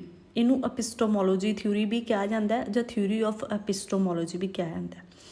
ਜਿਹੜੀ ਇਹਦੀ ਮੇਨ ਗੱਲ ਸੀ ਜੀਨ ਪਿਆਜੇ ਦੀ, ਜੋ ਇਹਨੇ ਸਟੱਡੀ ਕੀਤੀ ਸੀ ਬੱਚਿਆਂ ਦੇ ਕੋਗਨੀਟਿਵ ਡਿਵੈਲਪਮੈਂਟ ਦੀ, ਉਹ ਇਹਨੇ ਆਪਦੇ ਬੱਚਿਆਂ 'ਤੇ ਸਟੱਡੀ ਕੀਤੀ ਸੀ ਲੈਬ ਦੇ ਵਿੱਚ, ਖੁਦ ਦੇ ਬੱਚਿਆਂ ਨੂੰ ਓਬਜ਼ਰਵ ਕੀਤਾ ਸੀਗਾ। ਤੇ ਸੈਕਿੰਡ ਜਿਹੜੀ ਇਹਦੀ ਇੰਪੋਰਟੈਂਟ ਗੱਲ ਸੀ ਇਹ ਕੀ ਸੀਗੀ ਕਿ ਬੱਚੇ ਦਾ ਜਿਹੜਾ ਕੋਗਨੀਟਿਵ ਸਟਰਕਚਰ ਹੈ ਉਹ ਉਹਦੀ ਡਿਵੈਲਪਮੈਂਟ ਦੇ ਨਾਲ ਨਾਲ ਇਨਕਰੀਜ਼ ਹੁੰਦਾ ਜਾਂਦਾ ਹੈ। ਜਿਵੇਂ ਜਿਵੇਂ ਬੱਚੇ ਦੀ ਡਿਵੈਲਪਮੈਂਟ ਹੁੰਦੀ ਆ, ਇਹ ਕਹਿੰਦਾ ਸੀ ਉਵੇਂ ਉਵੇਂ ਜਿਹੜਾ ਉਹਦਾ ਕੋਗਨੀਟਿਵ ਸਟਰਕਚਰ ਹੈ, ਕੋਗਨੀਟਿਵ ਤੋਂ ਮੀਨਿੰਗ ਕੀ ਹੈ? ਮੈਂਟਲ ਡਿਵੈਲਪਮੈਂਟ, ਜੋ ਉਹਦੀ ਸੋਚਣ ਦੀ ਸ਼ਕਤੀ ਹੈਗੀ, ਕਿਸੇ ਵੀ ਚੀਜ਼ ਨੂੰ ਪਰਖਣ ਦੀ ਸ਼ਕਤੀ ਆ, ਉਹ ਇਨਕਰੀਜ਼ ਹੁੰਦੀ ਜਾਂਦੀ ਹੈ ਜਿਵੇਂ ਜਿਵੇਂ ਉਹਦੀ ਡਿਵੈਲਪਮੈਂਟ ਹੁੰਦੀ ਜਾਂਦੀ ਹੈਗੀ। ਤੇ ਇਹਨੂੰ ਫਾਦਰ ਆਫ ਚਾਈਲਡ ਸਾਈਕੋਲੋਜੀ ਵੀ ਕਿਹਾ ਜਾਂਦਾ ਹੈਗਾ। ਉਸ ਤੋਂ ਬਾਅਦ ਜਿਵੇਂ ਇਹਨੇ ਇੱਕ ਟਰਮ ਦਿੱਤੀ ਹੈ ਕੋਗਨੀਸ਼ਨ, ਕਿਉਂਕਿ ਇਹਦੀ ਥਿਊਰੀ ਦਾ ਨਾਮ ਹੀ ਕੀ ਹੈ? Theory of cognitive development. ਜਿਹੜਾ ਕੋਗਨੀਸ਼ਨ ਵਰਡ ਹੈ ਉਹ ਲੈਟਿਨ ਵਰਡ ਤੋਂ ਬਣਿਆ ਕੋਂਗੂਸੈਰੇ, ਜਿਹਦਾ ਮਤਲਬ ਹੈ ਟੂ ਨੋ, ਕੁਛ ਜਾਣਨਾ ਜਾਂ ਕੁਛ ਰਿਕੋਗਨਾਈਜ਼ ਕਰਨਾ, ਕੁਛ ਕਨਸੈਪਚੁਅਲਾਈਜ਼ ਕਰਨਾ। ਇਹ ਇੱਕ ਮੈਂਟਲ ਐਕਸ਼ਨ ਹੈ, ਇੱਕ ਮੈਂਟਲ ਪ੍ਰੋਸੈਸ ਹੈ। ਕੋਗਨੀਸ਼ਨ ਮਤਲਬ ਇੱਕ ਦਿਮਾਗੀ ਕਿਰਿਆ ਹੈ, ਕਿਸੇ ਚੀਜ਼ ਬਾਰੇ ਸੋਚਣਾ, ਪਰਖਣਾ, ਸਮਝਣਾ। ਉਸ ਤੋਂ ਬਾਅਦ ਇਹਦੀ ਜੋ ਸਭ ਤੋਂ ਇੰਪੋਰਟੈਂਟ ਟਰਮ ਹੈ ਸਕੀਮਾ। ਪੇਪਰ ਦੇ ਵਿੱਚ ਕਿਤੇ ਵੀ ਸਕੀਮਾ ਵਰਡ ਦਿਖਦਾ ਮਤਲਬ ਉਹ ਪਿਆਜੇ ਦੀ ਥਿਊਰੀ ਦੀ ਗੱਲ ਹੋ ਰਹੀ ਹੈ। ਸਕੀਮਾ ਨੂੰ ਜੇ ਆਪਾਂ ਇੱਕ ਸਿੰਪਲ ਟਰਮਸ ਦੇ ਵਿੱਚ ਡਿਫਾਈਨ ਕਰੀਏ ਪਿਆਜੇ ਦੇ ਅਕੋਰਡਿੰਗ, ਤਾਂ ਉਹਨੇ ਕਿਹਾ ਸੀ ਇਹ ਬਿਲਡਿੰਗ ਬਲੋਕਸ ਹੁੰਦੇ ਆ ਥਿੰਕਿੰਗ ਦੇ। ਹਰ ਇੱਕ ਪਰਸਨ ਦਾ ਆਪਦਾ ਇੱਕ ਸਕੀਮਾ ਹੁੰਦਾ ਹੈ ਤੇ ਉਹ ਫਿਕਸ ਹੁੰਦਾ ਹੈਗਾ। ਜਿਵੇਂ ਆਪਾਂ ਇੱਕ ਸਿੰਪਲ ਜੀ ਗੱਲ ਕਰੀਏ, ਜਿਵੇਂ ਤੁਸੀਂ ਕਿਸੇ ਵੀ ਰੈਸਟੋਰੈਂਟ 'ਚ ਗਏ ਹੋ, ਉੱਥੇ ਆਪਾਂ ਪ੍ਰੋਪਰ ਪਹਿਲਾਂ ਇੱਕ ਜਾਂਦੇ ਹਾਂ, ਟੇਬਲ 'ਤੇ ਬੈਠਦੇ ਹਾਂ, ਉਹਨਾਂ ਦਾ ਮੈਨਿਊ ਚੈੱਕ ਕਰਦੇ ਹਾਂ, ਫਿਰ ਆਪਾਂ ਔਡਰ ਕਰਦੇ ਹਾਂ, ਉਸ ਤੋਂ ਬਾਅਦ ਆਪਾਂ ਖਾਣਾ ਖਾਂਦੇ ਹਾਂ, ਫਿਰ ਆਪਾਂ ਬਿੱਲ ਪੇ ਕਰਦੇ ਹਾਂ, ਟਿਪ ਵੀ ਦਿੰਦੇ ਹਾਂ ਕਈ ਵਾਰੀ, ਅਤੇ ਫਿਰ ਆਪਾਂ ਵਾਪਸ ਆ ਜਾਂਦੇ ਹਾਂ। ਇਹ ਇੱਕ ਫਿਕਸ ਸਕੀਮਾ ਜਿਹੜਾ ਆਪਣੇ ਮਾਈਂਡ ਦੇ ਵਿੱਚ ਸੈੱਟ ਹੋਇਆ ਗਾ। ਉਹਨੇ ਇਹੀ ਕਿਹਾ ਸੀ ਕਿ ਇੱਕ ਇੰਟਰਨਲ ਰਿਪਰਜੈਂਟੇਸ਼ਨ ਹੈ ਅਤੇ ਹਰ ਇੱਕ ਦਾ ਅਲੱਗ ਅਲੱਗ ਵੀ ਹੋ ਸਕਦਾ ਹੈ, ਕੁਛ ਕੰਡੀਸ਼ਨਸ ਦੇ ਵਿੱਚ ਆਪਣਾ ਸੇਮ ਵੀ ਹੋ ਸਕਦਾ ਹੈਗਾ। ਅਤੇ ਇਸੇ ਵਿੱਚ ਹੀ ਕੋਗਨੀਟਿਵ ਸਟਰਕਚਰ 'ਚ ਉਹਨੇ 3 ਟਰਮਸ ਡਿਫਾਈਨ ਕੀਤੀਆਂ ਸੀ: ਅਸੀਮੀਲੇਸ਼ਨ, ਅਕੋਮੋਡੇਸ਼ਨ ਅਤੇ ਇਕੁਇਲਿਬਰੀਅਮ। ਅਸੀਮੀਲੇਸ਼ਨ ਕੀ ਆ? ਜਦੋਂ ਕੋਈ ਤੁਸੀਂ ਨਵੀਂ ਚੀਜ਼ ਸਿੱਖਦੇ ਹੋ, ਕੁਛ ਨਵਾਂ ਗ੍ਰਹਿਣ ਕਰਦੇ ਹੋ। ਫੋਰ ਐਗਜ਼ਾਮਪਲ ਕੋਈ ਬੱਚਾ ਹੈ, ਉਹ ਮਾਰਕੀਟ 'ਚ ਗਿਆ, ਫਸਟ ਟਾਈਮ ਉਹਨੇ ਕਿਸੇ ਐਨੀਮਲ ਨੂੰ ਦੇਖਿਆ, ਸਪੋਜ਼ ਉਹ ਡੋਗ ਸੀਗਾ, ਅਤੇ ਉਹ ਆਪਣੀ ਮਦਰ ਨੂੰ ਪੁੱਛੂਗਾ ਕਿ ਇਹ ਜਾਨਵਰ ਕਿਹੜਾ ਹੈ, ਅਤੇ ਜੋ ਉਹਦੀ ਮਦਰ ਉਹਨੂੰ ਕੀ ਰਿਕੋਗਨੀਸ਼ਨ ਦਊਗੀ ਕਿ ਜਿਹੜੇ ਐਨੀਮਲ ਦੇ 4 ਇੱਦਾਂ ਲੱਤਾਂ ਹੁੰਦੀਆਂ ਹੈਗੀ, ਟੇਲ ਹੁੰਦੀ ਹੈਗੀ, ਉਹਨੂੰ ਆਪਾਂ ਡੋਗ ਕਹਿ ਦਿੰਦੇ ਹੈਗੇ। ਤਾਂ ਉਹ ਬੱਚੇ ਨੂੰ ਨੌਲੇਜ ਅਸੀਮੀਲੇਟ ਕਰ ਲਈ, ਉਹਨਾਂ ਇੱਕ ਨਵੀਂ ਚੀਜ਼ ਸਿੱਖ ਲਈ। ਨੈਕਸਟ ਟਾਈਮ ਸਪੋਜ਼ ਜਦੋਂ ਉਹ ਦੁਬਾਰਾ ਮਾਰਕੀਟ ਦੇ ਵਿੱਚ ਗਿਆ ਅਤੇ ਉਦੋਂ ਉਹਨੇ ਕੋਈ ਹੋਰ ਐਨੀਮਲ ਦੇਖਿਆ ਅਤੇ ਉਹ ਉਸ ਐਨੀਮਲ ਨੂੰ ਡੋਗ ਕਹੇਗਾ, ਕਿਉਂਕਿ ਉਹਨਾਂ ਉਹ ਨੌਲੇਜ ਅਸੀਮੀਲੇਟ ਕੀਤੀ ਹੈ। ਬਟ ਇੱਥੇ ਉਹਦੀ ਪੁਰਾਣੀ ਨੌਲੇਜ ਕੀ ਹੈ? ਕੰਮ ਨਹੀਂ ਆ ਰਹੀ, ਉਹਨੂੰ ਕੀ ਕਰਨੀ ਪਊਗੀ? ਚੇਂਜ ਕਰਨੀ ਪਊਗੀ। ਮਤਲਬ ਉੱਥੇ ਉਹ ਅਕੋਮੋਡੇਟ ਕਰੇਗਾ, ਅਲੱਗ ਅਲੱਗ ਫੀਚਰਸ ਤੋਂ ਪਛਾਣ ਕਰੇਗਾ ਕਿ ਇਹ ਐਨੀਮਲ ਹੈ, ਇਹ ਐਨੀਮਲ ਹੈ। ਥਰਡ ਹੈ ਇਕੁਇਲਿਬਰੀਅਮ। ਇਕੁਇਲਿਬਰੀਅਮ ਇਹਨਾਂ ਦੋਨਾਂ ਸਟੇਜਸ ਦੇ ਵਿੱਚ ਬੈਲੈਂਸ ਹੈ। ਜਦੋਂ ਬੱਚਾ ਕਨਫਿਊਜ਼ ਨਹੀਂ ਹੋਊਗਾ, ਉਹਨੂੰ ਬੈਲੈਂਸ ਬਣਾਉਣਾ ਆ ਜਾਊਗਾ ਕਿ ਨਵੀਂ ਨੌਲੇਜ ਨੂੰ ਕਿੱਥੇ ਚੇਂਜ ਕਰਨਾ ਹੈ, ਕਿੱਥੇ ਨਿਊ ਨੌਲੇਜ ਕ੍ਰੀਏਟ ਕਰਨੀ ਹੈਗੀ, ਉਦੋਂ ਉਹ ਇਕੁਇਲਿਬਰੀਅਮ ਦੀ ਸਿਚੁਏਸ਼ਨ 'ਚ ਆਉਂਦਾ ਹੈ। ਸਮਟਾਈਮਸ ਬੱਚੇ ਡਿਸਇਕੁਇਲਿਬਰੀਅਮ 'ਚ ਹੀ ਰਹਿ ਜਾਂਦੇ ਆ, ਉਹ ਨਹੀਂ ਸਮਝ ਪਾਉਂਦੇ ਕਿ ਕਦੋਂ ਨਵੀਂ ਨੌਲੇਜ ਚੇਂਜ ਕਰਨੀ ਹੈ ਜਾਂ ਕਦੋਂ ਕੁਛ ਨਵਾਂ ਗ੍ਰਹਿਣ ਕਰਨਾ। ਇਹ ਉਹਦੀਆਂ ਮੇਨ ਟਰਮ ਸੀਗੀਆਂ ਅਸੀਮੀਲੇਸ਼ਨ, ਅਕੋਮੋਡੇਸ਼ਨ, ਇਕੁਇਲਿਬਰੀਅਮ ਅਤੇ ਸਕੀਮਾ। ਉਸ ਤੋਂ ਬਾਅਦ ਨੈਕਸਟ ਆ ਗਈਆਂ ਇਹਦੀਆਂ 4 ਸਟੇਜਿਸ, ਪਿਆਜੇਸ ਡਿਵੈਲਪਮੈਂਟ ਸਟੇਜਿਸ। ਫਸਟ ਹੈ ਸੈਂਸਰੀ ਮੋਟਰ ਸਟੇਜ, ਸੈਕਿੰਡ ਹੈ ਪ੍ਰੀ ਓਪਰੇਸ਼ਨਲ ਸਟੇਜ, ਥਰਡ ਹੈ ਕੰਕਰੀਟ ਓਪਰੇਸ਼ਨਲ ਸਟੇਜ, ਫੋਰਥ ਹੈ ਫਾਰਮਲ ਓਪਰੇਸ਼ਨਲ ਸਟੇਜ। ਪੇਪਰ ਦੇ ਵਿੱਚ ਇਹਨਾਂ ਦੀ ਏਜ ਵੀ ਪੁੱਛੀ ਜਾ ਸਕਦੀ ਹੈ, ਸੀਕੁਐਂਸ ਵੀ ਪੁੱਛਿਆ ਜਾ ਸਕਦਾ ਹੈ। ਸਮਟਾਈਮਸ ਇੱਕ ਅਲੱਗ ਤੋਂ ਸਟੇਜ ਦੇ ਕੇ ਪੁੱਛਿਆ ਜਾ ਸਕਦਾ ਹੈ ਕਿ ਇਹਨਾਂ 'ਚੋਂ ਕਿਹੜੀ ਸਟੇਜ ਨਹੀਂ ਇਨਕਲੂਡ ਹੋਊਗੀ। ਤਾਂ ਆਪਾਂ ਨੂੰ ਇਹ ਚਾਰੇ ਸਟੇਜਿਸ ਵਿਦ ਏਜ ਯਾਦ ਹੋਣੀਆਂ ਚਾਹੀਦੀਆਂ ਨੇਗੀਆਂ। ਹੁਣ ਆ ਗਈ ਫਸਟ ਆ ਗਈ ਸੈਂਸਰੀ ਮੋਟਰ ਸਟੇਜ। ਜਿਹੜਾ ਇਹਦਾ ਟਾਈਮ ਪੀਰੀਅਡ ਹੈ ਉਹ ਹੈ 0 to 2 ਈਅਰਸ। ਜਿਵੇਂ ਕਿ ਨਾਮ ਤੋਂ ਹੀ ਕਲੀਅਰ ਹੋ ਰਿਹਾ, ਸੈਂਸਰੀ ਮੀਨਸ ਸੈਂਸਿਸ, ਜਦੋਂ ਬੱਚਾ ਆਪਣੀਆਂ ਸੈਂਸਿਸ ਤੋਂ ਸਿੱਖਦਾ ਹੈਗਾ। ਰਿਫਲੈਕਸ ਐਕਸ਼ਨਸ, ਜਦੋਂ ਉਹ ਕੁਛ ਰਿਫਲੈਕਟ ਕਰਦਾ ਹੈਗਾ, ਕਿਸੇ ਚੀਜ਼ 'ਤੇ ਆਪਣਾ ਕੋਈ ਬਿਹੇਵੀਅਰ ਰਿਟਰਨ ਕਰਦਾ ਹੈਗਾ। ਅਤੇ ਇਹਦੇ 'ਚ ਜੋ ਮੇਨ ਹੈ, ਇੱਕ ਹੈ ਇਮੀਟੇਟਿਵ ਬਿਹੇਵੀਅਰ। ਇਸ ਉਮਰ 'ਚ ਬੱਚਾ ਇਮੀਟੇਟ ਕਰਕੇ ਸਿੱਖਦਾ, ਨਕਲ ਕਰਕੇ ਸਿੱਖਦਾ, ਜੋ ਆਪਾਂ ਕਰ ਰਹੇ ਹੋਵਾਂਗੇ ਉਹੀ ਬੱਚਾ ਕਰੇਗਾ। ਡਿਵੈਲਪ ਓਬਜੈਕਟ ਪਰਮਾਨੈਂਸ, ਇਹ ਸਭ ਤੋਂ ਇੰਪੋਰਟੈਂਟ ਕਰੈਕਟਰਿਸਟਿਕ ਹੈ ਇਹਦੀ। ਓਬਜੈਕਟ ਪਰਮਾਨੈਂਸ ਫਸਟ ਸਟੇਜ ਦੇ ਵਿੱਚ ਆ ਜਾਂਦਾ ਹੈਗਾ, ਜਦੋਂ ਬੱਚੇ ਨੂੰ ਲੱਗਦਾ ਹੈਗਾ ਕਿ ਜਦੋਂ ਤੱਕ ਕੋਈ ਚੀਜ਼ ਉਹਦੇ ਸਾਹਮਣੇ ਆ ਉਦੋਂ ਤੱਕ ਹੀ ਉਹ ਐਗਜ਼ਿਸਟ ਕਰੂਗੀ। ਜਿਵੇਂ ਛੋਟਾ ਬੱਚਾ ਹੈ, ਜਦੋਂ ਉਹਦੀ ਮਦਰ ਅੱਖਾਂ ਤੋਂ ਸਾਈਡ ਹੋ ਜਾਂਦੀ ਹੈ ਤਾਂ ਉਹ ਰੋਣਾ ਸ਼ੁਰੂ ਕਰ ਦਿੰਦਾ, ਕਿਉਂਕਿ ਉਹਨੂੰ ਲੱਗਦਾ ਵੀ ਪਤਾ ਨਹੀਂ ਉਹਦੀ ਮਦਰ ਹੈ ਜਿਹੜੀ ਉਹ ਕਿੱਥੇ ਚਲੀ ਗਈ। ਉਦੋਂ ਉਸ ਟਾਈਮ 'ਤੇ ਉਹਨੂੰ ਓਬਜੈਕਟ ਪਰਮਾਨੈਂਸ ਹੁੰਦੀ ਹੈ, but with the later time ਉਹਨੂੰ ਸਮਝ ਆ ਜਾਂਦੀ ਹੈਗੀ। ਮਤਲਬ ਸੈਂਸਰੀ ਮੋਟਰ ਸਟੇਜ ਦੇ ਵਿੱਚ 2 ਹੀ ਚੀਜ਼ਾਂ ਮੇਨ ਹੈ, ਓਬਜੈਕਟ ਪਰਮਾਨੈਂਸ ਅਤੇ ਰਿਫਲੈਕਸ ਐਕਸ਼ਨ, ਅਤੇ ਸੈਂਸਿਸ ਤੋਂ ਬੱਚਾ ਸਿੱਖਦਾ ਹੈਗਾ। ਸੈਕਿੰਡ ਆ ਗਈ ਪ੍ਰੀ ਓਪਰੇਸ਼ਨਲ ਸਟੇਜ। ਪ੍ਰੀ ਓਪਰੇਸ਼ਨਲ ਸਟੇਜ ਦੀ ਜਿਹੜੀ ਟਾਈਮਿੰਗ ਹੈ ਉਹ ਹੈ 2 to 7 ਈਅਰਸ। ਇਹਦੇ ਵਿੱਚ ਇਲੌਜੀਕਲ ਥਿੰਕਿੰਗ ਹੁੰਦੀ ਹੈ, ਜੋ ਵੀ ਬੱਚਾ ਸੋਚ ਰਿਹਾ ਹੁੰਦਾ ਉਹਦੇ ਪਿੱਛੇ ਕੋਈ ਲੌਜਿਕ ਨਹੀਂ ਹੁੰਦਾ। ਆਪਾਂ ਕਈ ਵਾਰੀ ਵੇਖਦੇ ਹਾਂ ਇਸ ਉਮਰ 'ਚ ਬੱਚੇ ਅਜੀਬੋ ਗਰੀਬ ਕੁਐਸਚਨਸ ਕਰਦੇ ਨੇਗੇ, ਆਪਾਂ ਕਹਿੰਦੇ ਵੀ ਇਹਦੀ ਕੋਈ ਸੈਂਸ ਨਹੀਂ ਬਣ ਰਹੀ, ਬਟ ਉਸ ਟਾਈਮ 'ਤੇ ਬੱਚੇ ਦੀ ਜੋ ਲੌਜਿਕ ਫਾਈਂਡ ਕਰਨ ਦੀ ਡਿਵੈਲਪਮੈਂਟ ਆ ਉਹ ਹੋਈ ਨਹੀਂ ਹੁੰਦੀ। ਸੈਕਿੰਡ, ਇਹ ਲੈਂਗੁਏਜ ਡਿਵੈਲਪਮੈਂਟ ਲਈ ਕਰੂਸ਼ੀਅਲ ਸਟੇਜ ਆ। ਇਸ ਉਮਰ ਦੇ ਵਿੱਚ ਬੱਚਾ ਬੋਲਣਾ ਸਿੱਖਦਾ ਹੈਗਾ ਅਤੇ ਸਿੱਖ ਜਾਂਦਾ ਐਂਡ ਤੱਕ। ਜੋ ਇੱਕ ਨੋਰਮਲ ਬੱਚਾ ਹੋਊਗਾ ਉਹ ਐਂਡ ਤੱਕ 7 ਤੱਕ ਟਿਲ 7 ਪ੍ਰੋਪਰ ਬੋਲਣਾ ਸਿੱਖ ਜਾਂਦਾ ਹੈਗਾ। ਅਤੇ ਉਸ ਤੋਂ ਬਾਅਦ ਇਹਦੇ ਵਿੱਚ ਮੇਨ 2 ਸਟੇਜਸ ਆ ਜਾਂਦੀਆਂ ਪ੍ਰੀ ਓਪਰੇਸ਼ਨਲ ਸਟੇਜ ਦੇ ਵਿੱਚ, ਇੱਕ ਪ੍ਰੀ ਕਨਸੈਪਚੁਅਲ ਅਤੇ ਇੱਕ ਇੰਟੀਟਿਊਟਿਵ ਪੀਰੀਅਡ। ਪ੍ਰੀ ਕਨਸੈਪਚੁਅਲ ਹੁੰਦਾ 2 to 4 ਈਅਰਸ, ਇੰਟਿਊਟਿਵ ਪੀਰੀਅਡ ਹੁੰਦਾ 4 to 7 ਈਅਰਸ। ਸਮਟਾਈਮਸ ਕੁਐਸਚਨ ਆ ਜਾਂਦਾ ਪ੍ਰੀ ਓਪਰੇਸ਼ਨਲ ਦੀ ਜਗ੍ਹਾ 'ਤੇ ਉਹ pre conceptual as a stage mention ਕਰ ਦਿੰਦੇ ਨੇ। ਉਹ ਇੱਕ ਸਟੇਜ ਨਹੀਂ, ਉਹ ਸਬ ਸਟੇਜ ਹੈ। ਪ੍ਰੀ ਓਪਰੇਸ਼ਨਲ ਦੇ ਵਿੱਚ ਇੱਕ ਸਬ ਸਟੇਜ ਹੈ ਪ੍ਰੀ ਕਨਸੈਪਚੁਅਲ, ਅਤੇ ਉਹਦੇ ਵਿੱਚ ਮੇਨ ਜਿਹੜੀਆਂ ਆ ਜਾਂਦੀਆਂ ਨੇ ਇਹਦੇ ਵਿੱਚ ਦੋਨਾਂ ਦੇ ਵਿੱਚ ਇੱਕ ਆਉਂਦਾ ਈਗੋਸੈਂਟਰਿਜ਼ਮ। ਈਗੋਸੈਂਟਰਿਜ਼ਮ ਇਹਦੀ ਮੇਨ ਜਿਹੜੀ ਆਪਾਂ ਕਹਿ ਸਕਦੇ ਹਾਂ ਕਰੈਕਟਰਿਸਟਿਕ ਹੈ ਇਸ ਸਟੇਜ ਦੀ। ਇਹਦੇ ਵਿੱਚ ਕੀ ਹੁੰਦਾ, ਬੱਚੇ ਨੂੰ ਲੱਗਦਾ ਜੋ ਵੀ ਹੋ ਰਿਹਾ ਉਹਨੂੰ ਖੁਸ਼ ਕਰਨ ਲਈ ਹੋ ਰਿਹਾ, ਉਹਦੇ ਕਰਕੇ ਹੋ ਰਿਹਾ। ਫੋਰ ਐਗਜ਼ਾਮਪਲ ਜੇ ਮੀਂਹ ਵੀ ਪੈ ਰਿਹਾ ਅਤੇ ਬੱਚੇ ਨੂੰ ਪਸੰਦ ਆ ਰਿਹਾ ਤਾਂ ਉਹਨੂੰ ਲੱਗਦਾ ਕਿ ਉਹ ਮੀਂਹ ਉਹਨੂੰ ਖੁਸ਼ ਕਰਨ ਕਰਕੇ ਹੀ ਪੈ ਰਿਹਾ ਹੈਗਾ। ਅਤੇ ਸੈਕਿੰਡ ਇਹਦੀ ਮੇਨ ਕਰੈਕਟਰਿਸਟਿਕ ਐਨੀਮਿਜ਼ਮ। ਐਨੀਮਿਜ਼ਮ ਕੀ ਹੈ, ਜਦੋਂ ਬੱਚਾ ਨੋਨ ਲਿਵਿੰਗ ਥਿੰਗਸ ਨੂੰ ਲਿਵਿੰਗ ਥਿੰਗਸ 'ਚ ਕੰਸੀਡਰ ਕਰਦਾ ਹੈਗਾ। ਫੋਰ ਐਗਜ਼ਾਮਪਲ ਜਿਹੜੀਆਂ ਕੁੜੀਆਂ ਹੁੰਦੀਆਂ ਨੇ, ਛੋਟੀਆਂ ਗਰਲਸ ਹੁੰਦੀਆਂ ਨੇਗੀਆਂ, ਉਹ ਡੋਲ ਨੂੰ ਐਵੇਂ ਟਰੀਟ ਕਰਦੀਆਂ ਨੇ ਜਿਵੇਂ ਕੋਈ ਰੀਅਲ ਬੱਚਾ ਜਾਂ ਆਪਾਂ ਕਹਿ ਸਕਦੇ ਹਾਂ ਬੱਚੀ ਹੁੰਦੀ ਆ, ਉਹਨੂੰ ਉੱਦਾਂ ਹੀ ਉਹ ਸਾਂਭਦੀਆਂ ਨੇ, ਪਿਆਰ ਕਰਦੀਆਂ ਨੇ, ਜਿਵੇਂ ਉਹ ਖੁਦ ਰਹਿ ਰਹੀਆਂ ਹੁੰਦੀਆਂ ਨੇ ਉਵੇਂ ਉਹਨੂੰ ਖਾਣਾ ਖਵਾਉਣ ਦੀ ਕੋਸ਼ਿਸ਼ ਕਰਦੀਆਂ ਨੇ। ਇਹ ਐਨੀਮਿਜ਼ਮ ਹੁੰਦਾ ਉਸ ਟਾਈਮ ਪੀਰੀਅਡ ਦੇ। ਟੋਆਏ ਏਜ ਆਪਾਂ ਇਹਨੂੰ ਬੇਸਿਕਲੀ ਕਹਿ ਸਕਦੇ ਹਾਂਗੇ। ਅਤੇ ਇਹ ਸਟੇਜ ਨੂੰ ਪ੍ਰੀ ਚਾਈਲਡਹੁੱਡ ਸਟੇਜ ਵੀ ਕਿਹਾ ਜਾਂਦਾ ਹੈਗਾ। ਨੈਕਸਟ ਆ ਗਈ ਕੰਕਰੀਟ ਓਪਰੇਸ਼ਨਲ ਸਟੇਜ। ਇਹ ਇੰਪੋਰਟੈਂਟ ਸਟੇਜ ਆ, ਇਹਦੇ ਵਿੱਚੋਂ ਕੁਐਸਚਨ ਆਉਂਦਾ ਹੀ ਆਉਂਦਾ ਹੈ। ਰੀਸੈਂਟਲੀ ਜੋ PS ਟੈਟ ਦਾ ਪੇਪਰ ਹੋਇਆ ਸੀ ਉਹਦੇ ਵਿੱਚ ਵੀ ਇਹਦੇ 'ਚੋਂ ਕੁਐਸਚਨ ਪੁੱਛਿਆ ਗਿਆ ਸੀਗਾ। ਇਹਦੇ ਵਿੱਚ ਫਸਟ ਕਰੈਕਟਰਿਸਟਿਕ ਆ ਗਈ ਸੀਰੀਏਸ਼ਨ। ਜੇ ਆਪਾਂ ਸਿੰਪਲ ਜਿਹੀ ਟਰਮਸ 'ਚ ਗੱਲ ਕਰੀਏ, ਇਸ ਸਟੇਜ ਦੇ ਵਿੱਚ ਆ ਕੇ ਬੱਚੇ ਨੂੰ ਸੀਰੀਏਸ਼ਨ ਮੀਨਸ ਚੀਜ਼ਾਂ ਨੂੰ ਸੀਰੀਜ਼ ਵਾਈਜ਼ ਲਾਉਣਾ, ਕਲਾਸੀਫਿਕੇਸ਼ਨ ਮੀਨਸ ਕਲਾਸੀਫਾਈ ਕਰਨਾ, ਕਿਹੜੇ ਫਰੂਟਸ ਨੇ, ਕਿਹੜੇ ਵੈਜੀਟੇਬਲਸ ਨੇਗੇ, ਲਾਈਕ ਦਿਸ ਉਹ ਬੋਆਏ ਗਰਲ ਇੱਦਾਂ ਕਲਾਸੀਫਾਈ ਕਰਨਾ ਸਿੱਖ ਜਾਂਦਾ ਹੈ ਬੱਚਾ। ਸੈਕਿੰਡ ਆ ਗਈ ਥੋੜ੍ਹੀ ਇਹਦੇ ਵਿੱਚ ਲੌਜੀਕਲ ਥਿੰਕਿੰਗ ਡਿਵੈਲਪ ਹੋਣੀ ਸ਼ੁਰੂ ਹੋ ਜਾਂਦੀ ਹੈ ਬੱਚਿਆਂ ਦੇ ਵਿੱਚ। ਇੱਕ ਕੰਜ਼ਰਵੇਸ਼ਨ ਇੱਕ ਇੰਪੋਰਟੈਂਟ ਪੁਆਇੰਟ ਹੈ ਇਹਦਾ। ਕੰਜ਼ਰਵੇਸ਼ਨ ਕੀ ਆ, ਜਦੋਂ ਬੱਚੇ ਨੂੰ ਪਤਾ ਲੱਗ ਜਾਂਦਾ ਕਿ ਕਿਸੇ ਵੀ ਆਬਜੈਕਟ ਨੂੰ ਆਪਾਂ ਕਿਸੇ ਐਂਗਲ ਤੋਂ ਦੇਖ ਲਈਏ, ਜਿਹੜੀ ਉਹਦੀ ਲੈਂਥ, ਬ੍ਰੈਡਥ ਤੇ ਹਾਈਟ ਆ ਉਹ ਸੇਮ ਰਹੇਗੀ, ਉਹ ਕੰਜ਼ਰਵ ਰਹੇਗੀ। ਟਰਾਂਸਟੀਵਿਟੀ ਆ ਜਾਂਦੀ ਆ। ਟਰਾਂਸਟੀਵਿਟੀ ਕੀ ਹੁੰਦਾ ਹੈ, ਇੱਕ ਲੌਜੀਕਲ ਰਿਲੇਸ਼ਨਸ਼ਿਪ ਹੁੰਦਾ ਹੈਗਾ। ਜਿਵੇਂ ਸਪੋਜ਼ A B ਦਾ ਬ੍ਰਦਰ ਹੈ, B C ਦਾ ਬ੍ਰਦਰ ਹੈ, ਇਟ ਮੀਨਸ A C ਦਾ ਵੀ ਬ੍ਰਦਰ ਹੈ। ਇਹ ਟਰਾਂਸਟੀਵਿਟੀ ਉਦੋਂ ਬੱਚੇ ਨੂੰ ਸਮਝ ਆ ਜਾਂਦੀ ਹੈਗੀ। ਉਸ ਤੋਂ ਬਾਅਦ ਐਲੀਮੀਨੇਸ਼ਨ ਆਫ ਈਗੋਸੈਂਟਰਿਜ਼ਮ। ਜੋ ਈਗੋਸੈਂਟਰਿਜ਼ਮ ਸੈਕਿੰਡ ਸਟੇਜ ਦੇ ਵਿੱਚ ਹੁੰਦਾ ਹੈ, ਉਹ ਇਸ ਸਟੇਜ 'ਤੇ ਆ ਕੇ ਖਤਮ ਹੋ ਜਾਂਦਾ ਹੈਗਾ। ਨੈਕਸਟ ਆ ਗਈ ਫਾਰਮਲ ਆਪਰੇਸ਼ਨਲ ਸਟੇਜ। ਇਹ ਲਾਸਟ ਸਟੇਜ ਹੈ 12 ਈਅਰਸ ਟੂ ਅਡਲਟਹੁੱਡ। ਇਸ ਸਟੇਜ ਦੇ ਵਿੱਚ ਬੇਸਿਕਲੀ ਹਰ ਤਰ੍ਹਾਂ ਦੀ ਉਹਦੀ ਡਿਵੈਲਪਮੈਂਟ ਹੈ ਉਹ ਹੋ ਜਾਂਦੀ ਹੈ। ਉਹ ਲੌਜੀਕਲੀ ਸੋਚਣਾ ਸ਼ੁਰੂ ਕਰ ਦਿੰਦਾ ਹੈ, ਕੰਕਰੀਟ ਥਿੰਕਿੰਗ ਡਿਵੈਲਪ ਹੋ ਜਾਂਦੀ ਹੈ ਉਹਦੀ।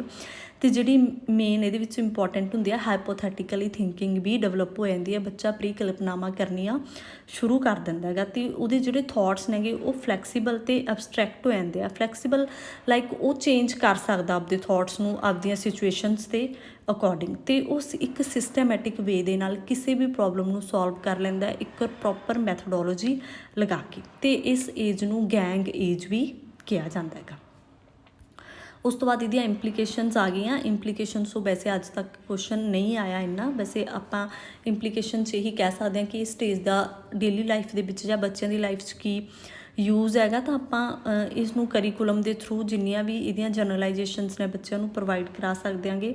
ਅਤੇ ਜਿੱਦਾਂ ਉਹਨਾਂ ਨੇ ਦੱਸਿਆ ਕਿ ਪਿਆਜੇ ਨੇ ਕਿ ਹੌਲੀ ਹੌਲੀ ਬੱਚੇ ਦੀ ਡਿਵੈਲਪਮੈਂਟ ਹੁੰਦੀ ਹੈ, ਤਾਂ ਟੀਚਰਸ ਨੂੰ ਇਹ ਨੌਲੇਜ ਹੋਣੀ ਚਾਹੀਦੀ ਹੈ ਕਿ ਕਿਸ ਸਟੇਜ 'ਤੇ ਬੱਚਾ ਕਿੰਨਾ ਕੁ ਸੋਚਣ ਦੇ ਜਾਂ ਕਿੰਨਾ ਕੋਈ ਕੰਮ ਕਰਨ ਦੇ ਯੋਗ ਹੈਗਾ। ਸੋ ਅੱਜ ਜਿਹੜੀ ਆਪਾਂ ਥਿਊਰੀ ਪੜ੍ਹੀ ਹੈਗੀ ਉਹ ਪਿਆਜੇ ਡਿਵੈਲਪਮੈਂਟ ਥਿਊਰੀ ਸੀ। ਮੈਨੂੰ ਉਮੀਦ ਹੈ ਤੁਹਾਨੂੰ ਸਾਰਿਆਂ ਨੂੰ ਇਹ ਥਿਊਰੀ ਬਹੁਤ ਚੰਗੀ ਤਰ੍ਹਾਂ ਸਮਝ ਆ ਗਈ ਹੋਊਗੀ। ਅਤੇ ਮੇਰੇ ਕੋਲ ਇਸ ਥਿਊਰੀ ਦੇ ਪਰਸਨਲ ਨੋਟਸ ਵੀ ਬਣੇ ਹੋਏ ਨੇ, ਮੇਰੇ ਸੈਲਫ ਰਿਟਨ ਨੋਟਸ ਨੇ। ਜੇ ਕਿਸੇ ਨੂੰ ਚਾਹੀਦੇ ਹੋਣ ਤਾਂ ਮੈਨੂੰ ਕਮੈਂਟ ਬਾਕਸ ਦੇ ਵਿੱਚ ਦੱਸ ਸਕਦੇ ਹੋਗੇ। ਅਤੇ ਤੁਹਾਨੂੰ ਕੋਈ ਹੋਰ ਟੌਪਿਕ ਇਸ ਤੋਂ ਬਾਅਦ ਜੇ ਤੁਸੀਂ ਕੋਈ ਆਪਣੀ ਚੁਆਇਸ ਦਾ ਟੌਪਿਕ ਵੀ ਪੜ੍ਹਨਾ ਚਾਹੁੰਦੇ ਹੋ ਤਾਂ ਤੁਸੀਂ ਉਹ ਵੀ ਮੈਨੂੰ ਕਮੈਂਟ ਬਾਕਸ ਦੇ ਵਿੱਚ ਦੱਸ ਸਕਦੇ ਹੋ। ਬਾਕੀ ਆਪਾਂ ਨੈਕਸਟ ਥਿਊਰੀ ਨੈਕਸਟ ਵੀਡੀਓ ਦੇ ਵਿੱਚ ਕਰਾਂਗੇ। ਜੁੜੇ ਰਹੋ ਸਾਡੇ ਚੈਨਲ ਦੇ ਨਾਲ। ਧੰਨਵਾਦ।